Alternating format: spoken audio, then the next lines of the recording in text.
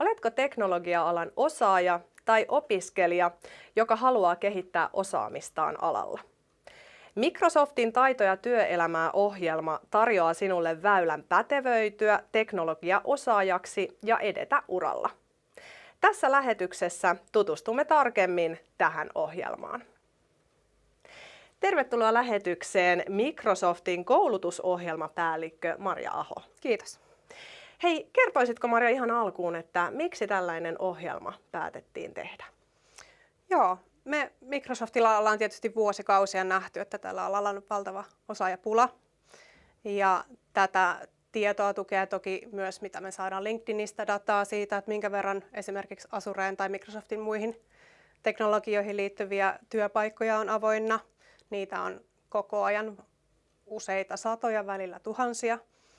Ja toisekseen sitten vielä tuo valtioneuvoston digikompassihanke, joka on myös linjannut tätä osaajatarvetta, niin tuki sitä meidän päätöstä siinä, että jotain pitää nyt radikaalisti tehdä, ei me muuten saada tänne niitä osaajia, mitä me tarvitaan. No, taito- ja työelämän ohjelma on hyvin laaja ja kattava, mutta jos jostain lähdetään hieman avaamaan, että mitä tämä ohjelma pitää sisällään, niin kertoisitko siitä? Kyllä vain. Eli tässä ohjelmassa tuodaan näkyväksi se kaikki koulutus ja rekrytoiva koulutus, mitä meillä Suomessa on tarjolla. Eli sinänsä kovin paljon uusia asioita ei olla rakennettu. Uutena asiana ollaan rakennettu Kajaanin ammattikorkeakoulun ja muutamien yritysten kanssa tämmöisiä mikrotutkintoja. Ja nyt ensimmäisenä tietoturvan mikrotutkinto, että se on uusi koulutuskokonaisuus, josta sitten voi myös saada ihan opintopisteitä. Ja näitä tällaisia mikrotutkintoja me tullaan nyt tekemään enemmänkin, eli tässä juuri muutama päivä sitten julkaistiin AI:n liittyvä mikrotutkinto myöskin, ja niitä tullaan julkaisemaan syksyllä myös lisää. Mutta sitten tämän lisäksi meillähän on Suomessa paljon tällaisia rekrytoivia koulutusohjelmia. Esimerkiksi Sarasella on näitä Azure-akatemioita, Academic Workilla. Sitten meillä on paljon koulutuskumppaneita, jotka tarjoaa jo olemassa oleville teknologiaosaajille koulutusta.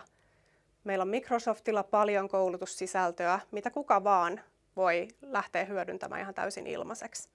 Ja nämä kaikki elementit on tuotu tälle taito- ja työelämää-hankkeen sivustolle näkyville, jotta ne olisi sitten helposti sieltä löydettävissä ja hyödynnettävissä.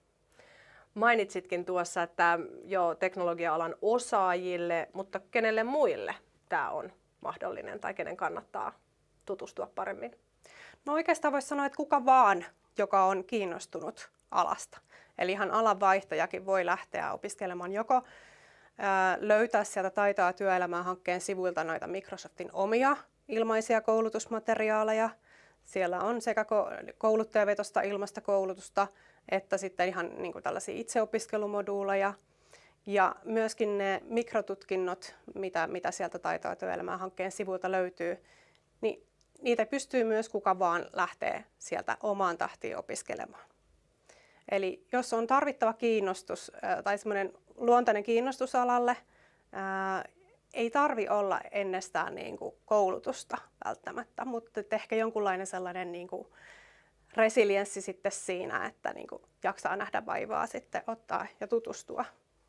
Ja voisi kuvitella, että nykypäivänä myös esimerkiksi erilaiset harrastusmuodot on myös sellaisia, että jos ihmisellä on vaikka tietynlaisia harrastuksia, niin se voi myös tukea tätä. Hyvä, kun nostit esiin, nimittäin esimerkiksi meidän noi low-code, no-code-ratkaisut, eli tällaiset, millä voi itse tehdä ilman koodaamista vaikka appeja, niin nehän tukee monta tällaista, jotka harrastuksena toimii vaikka jonkun harrastusryhmän parissa ja haluaa sinne hyödyntää teknologiaa sit siinä harrastuksessa, niin sit voi opiskella niitä sitten hyödyntämään ihan itsenäisesti. Mielenkiintoisia aikoja eletään. Hei, mainitsit tuossa jo, sivusitkin yhteistyökumppaneista, muun muassa Kajaanin ammattikorkeakoulu, mutta ketä kaikkia teillä on tässä ohjelmassa mukana ja miten tämä yhteistyö konkreettisesti näkyy? No meillä on kymmeniä yhteistyökumppaneita tällä hetkellä.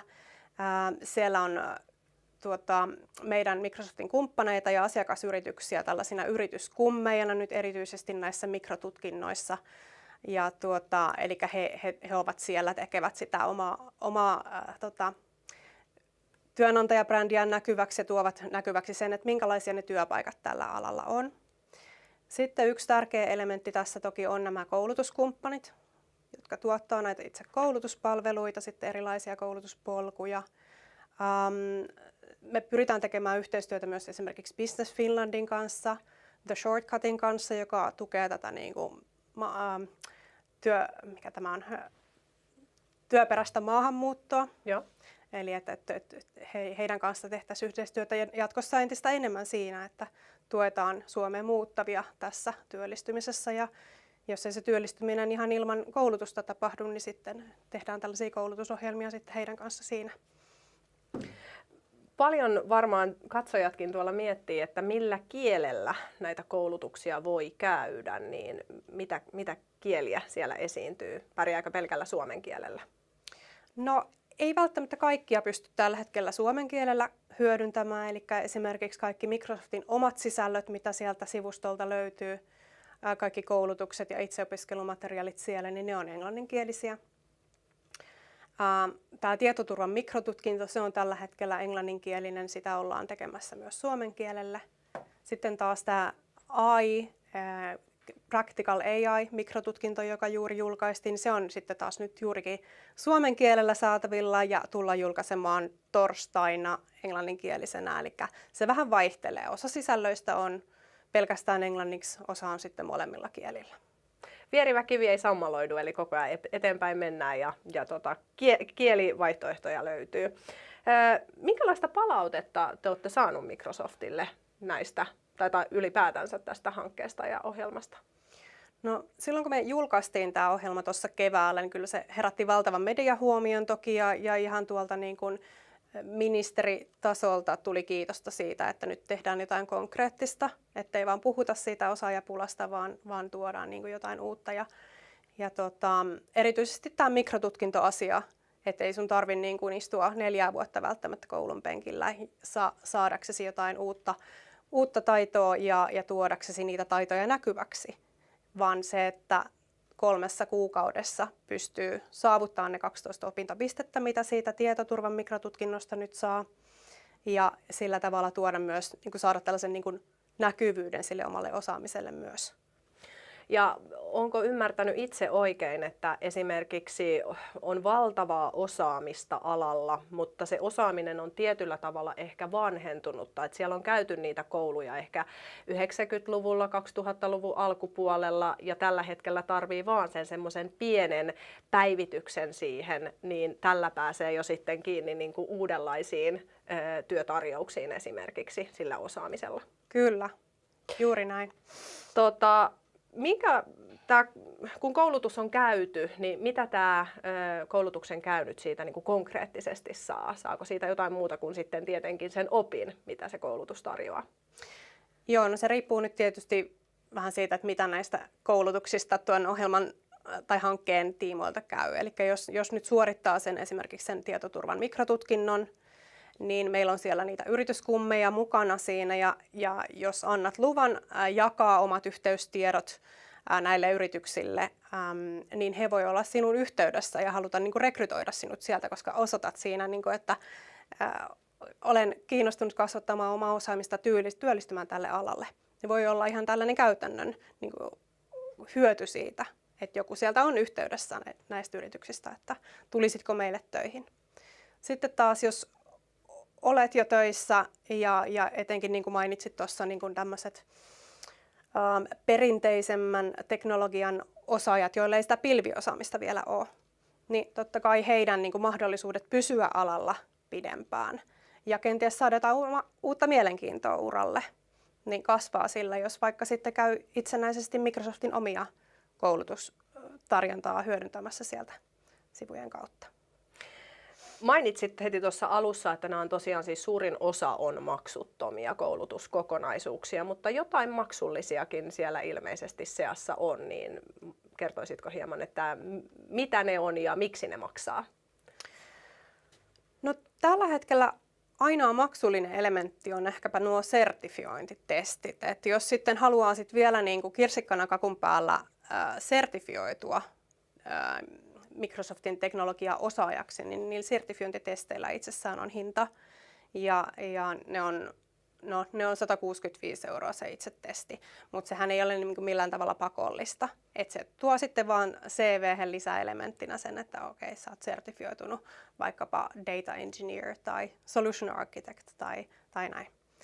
Mutta itse koulutukset ei ole niin kuin yksilöille maksullisia. Et sitten jos joku organisaatio lähtee vaikka koulutuskumppanin palveluita hyödyntämään ja haluaa sitä kautta niin kuin uusia tekijöitä, niin totta kai se sitten heille maksaa. Mutta Joo.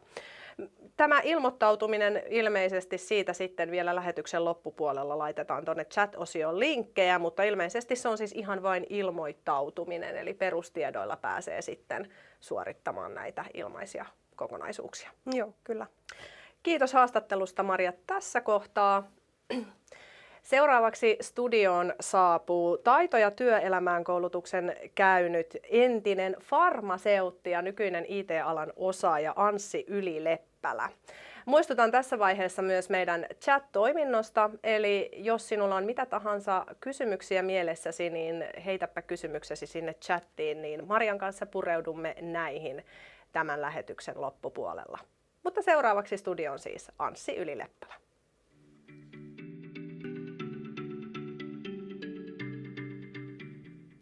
Tervetuloa studioon IT-konsultti Anssi Yli-Leppälä. Kiitoksia. Itseäni kiinnostaa tosiaan tämä alanvaihdos. Sä oot entinen farmaseutti. Miten tai miksi päädyit vaihtamaan näinkin radikaalisti alaa?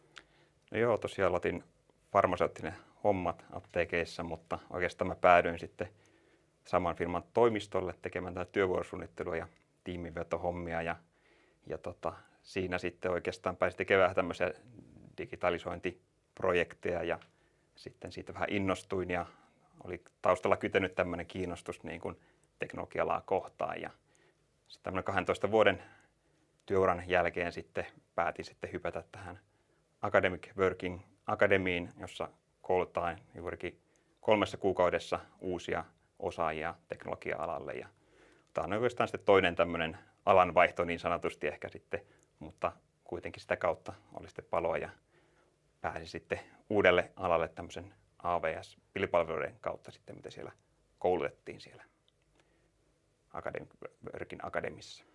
No hienosti sieltä tuli jo tuo, että minkälaista osaamista sinulla oli ennen tätä. Eli se oli enemmän sellaista omanlaista harrastuneisuutta ja kiinnostusta alaa kohtaan, kuin sitten, että olisit varsinaisesti työskennellyt alalla. Joo, kyllä. Että ihan tämmöistä nuoruudesta asti on tullut kyllä niin kuin kiinnostuna tietenkin monesti se lähtee pelaamisen kautta ja sitten tietokoneiden rakentelua ja tämmöistä yleistä kiinnostuksesta se on tullut, mutta tässä taustalla tosiaan nyt sitten päädyin käymään sen tutkinnon sen AWS-pilvipalveluihin ja sitä kautta sitten pääsin etenemään nytten. Ja tosiaan suoritit siis tämän tietoturvan mikrotutkinnon, eikö niin? Eli tästä, mistä Marjankin kanssa puhuttiin. Joo, kyllä juuri. Avaisitko sä hieman, että minkälaisista aihealueista toi tutkinto koostuu? Minkälaisia asioita siinä käydään läpi? Joo, se koostuu, se on oikeastaan jaettu kivasti 6 eri kurssiin ja sen osioihin ja siinä käydään niin kuin laajasti ja hyvin perusteet niin kuin ihan kyberturvasta. Mä puhun nyt kyberturvasta, se on niin kuin ehkä vähän laajempi käsite kuin tietoturva, mutta kyberturva käydään siinä laajasti läpi sen perusteet ja että miksi se on tärkeää ja miksi kaikki olisi huomioida se. Ja sitten siinä päästään näihin Azuren pilvipalveluihin myös, eli siellä käydään laajasti nekin perusteet ja sitten syvennytään toki sitten kyberturvaan liittyviin asioihin, muun muassa Azuren niin kuin työkaluin ja palveluiden kautta sitten. Että sieltä löytyy ihan niin kuin laidasta laitaan käytännössä, lähdetään niin käyttäjän suojauksesta lähtien ja päätyen ihan niin kuin applikaatioiden tietoturvaan toki ja kyberturvaan. Käydään toki läpi niin kuin kaikki tämmöisen verkon kyberturvat ja muut siinä välissä, että se on oikein laaja paketti sitten. Kyberturva on siinä mielessä itsellenikin tuttu ja sitä paljon esimerkiksi nykyään kuulee myös uutisissa puhuttavan, mutta paljon varmasti uutta monelle. Jos tuolla katsoja nyt miettii, että hei, tämä voisi olla juurikin sellainen, johon itsekin haluaisin osallistua, niin tehdäänkö nämä koulutukset ihan kotisohvalta tietokoneen ääreltä vai vaatiiko se fyysistä läsnäoloa? Joo, tämä mikrotutkinto voi tehdä ihan sitä kotisohvalta, että ei tarvitse lähteä mihinkään. Että tässä ei ole semmoisia niin ohjattuja tunteja tai opetuksia, että voi ihan omaan tahtiin tehdä siellä nettisivulta sitten edetä siellä pala palalta eteenpäin, että se on jo oikein mukava mennä sitten omaan tahtiin sitten. Miten kauan sulla itselläsi meni tuon koulutuksen läpikäymiseen?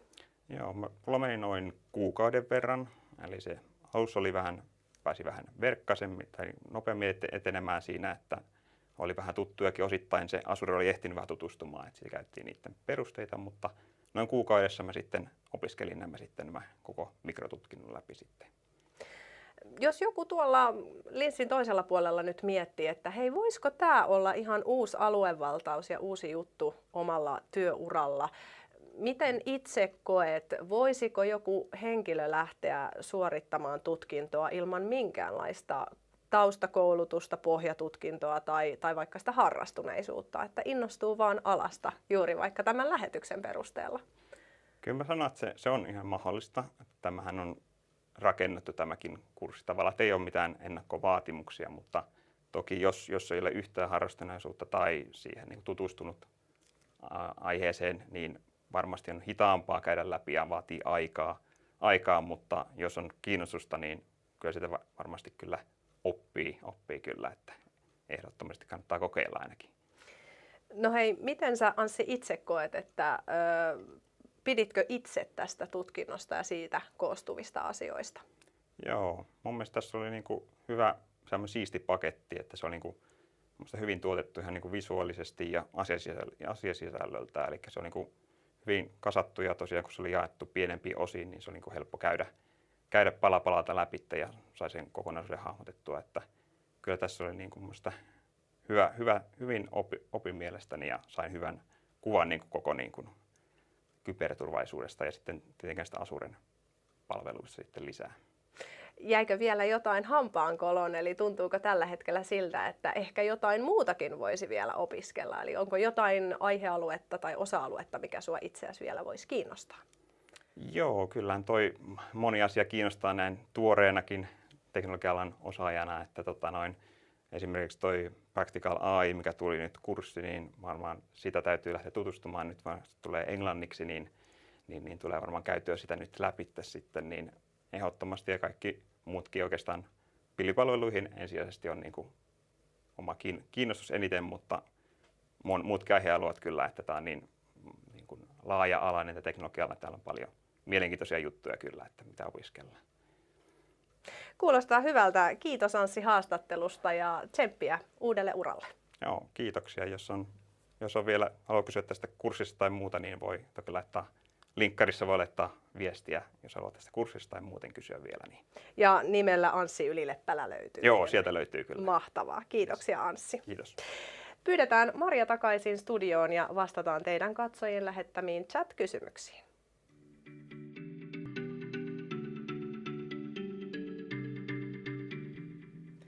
Ja jatketaan Marian kanssa täältä studiosta kysymysten kanssa. Aloitetaan Maria heti ennakkokysymyksellä. Aki haluaisi tietää, että minkälaisia ennakkotaitoja tarvitaan alalle. Tätä toki jo vähän sivuuttiin, mutta kerro vaan omin sanoin vielä. No omasta mielestä se kiinnostus ja sellainen niin kuin halu oppia uutta, se on se kaikista tärkein. Eli ei vaadita sitä, että sulla on joku IT-alan insinööritutkinto pohjalla. Et kyllä on sellaisia asioita, mitä myös noissa tällaisissa muuntokoulutuksissa, eli koulutetaan juurikin farmaseutteja tai taksikuskeja tai pappeja, niin ollaan onnistuttu siinä kyllä. Seuraavaksi anonyymi kysyy englanniksi, when does this training start and what is the total duration of the training? Will this training be continued in English or Finnish? Yeah, so we have lots of training possibilities in this initiative available, and majority of them are kind of on-demand content, so you can go and study in your own pace. So there's no start date or end date. For instance, especially for this cybersecurity micro degree, as Anssi mentioned, you can go and start it today and finish when you finish, either in 1 month as Anssi or in 3 months as scheduled. Pohdiskelija haluaa tietää, vaatiiko koulutukset maksullisia ohjelmistoja tai muita työkaluja koulutuksen ajaksi? Ei. Kyllä ne rakennettu ne Azure-ympäristöt sinne niihin harjoitustehtäviin jo sisälle. Et tietysti sitten, jos haluaa laajemmin lähteä tutustumaan vaikka Azureen ja hankkia tällaisen oman Azure-tenantin, niin silloin se on maksullista. Tosin siihenkin itse asiassa on mahdollista hankkia tämmöinen 30 päivän ilmainen subscription. Okay. Mutta itse nämä koulutuspolut, moduulit, ne sisältää kaiken tarvittavan. Pena haluaa tietää, että onko tämän koulutuksen kautta mahdollisuus saada ilmaisia sertifikaattivouchereita. Kiinnostaa siis nuo Associate- ja Expert-sertifikaatit, mutta ei työttömällä ole niihin varaa. Joo, ymmärrän ihan hyvin ja kiva, että on kiinnostusta niitä hankkia, koska ne on kätevä tapa siellä CV:ssä näyttää sitten tai todentaa se osaaminen. Tämä tietoturvan mikrotutkinto ei tällä hetkellä tarjoa sertifiointivouchereita, että saisi tehtyä niitä itse sertejä ilmaiseksi, mutta sitten toisaalta siitä saa ne 12 opintopistettä ja pystyy niin kuin näyttää sitä kautta, että hei, mä oon oikeasti opiskellut nämä. Mutta sitten meillä on muita kampanjoita usein, jossa vähintäänkin annetaan alennuksia niihin sertifiointitesteihin. Tälläkin hetkellä pyörii semmoinen Cloud Skills Challenge, jossa voi opiskella erilaisia asioita niin kuin Microsoftin teknologioista, ja sitten kun sen suorittaa sen itseopiskelun siellä, niin sitten saa myös 50% siitä sertifiointitestistä. Ja esimerkiksi tämäkin kilpailu, se löytyy sieltä Taito- ja työelämän sivuilta. Mutta Ja tämä oli siis täysin ilmainen tämä? Kyllä. Joo, okei. Mika haluaa tietää, että onko Microsoft itse työllistänyt uusia koulutuksen käyneitä henkilöitä? No ei ainakaan toistaiseksi olla. Että ei toki tiedä, me ollaan yksi yrityskummi tässä mukana, että mahdollisuus on mutta Joo. Azure-koulutuksesta. Sarasen Azure-koulutuksessa täytyy löytyä harjoittelupaikka ennen kuin pääsee itse koulutukseen. Onko sama myös tässä Microsoft-koulutuksessa? Eli ehkä vähän eri asia toki nyt tässä tilanteessa, mutta... Joo, eli nyt jos puhutaan taas tästä kyberturvan mikrotutkinnosta nimenomaan.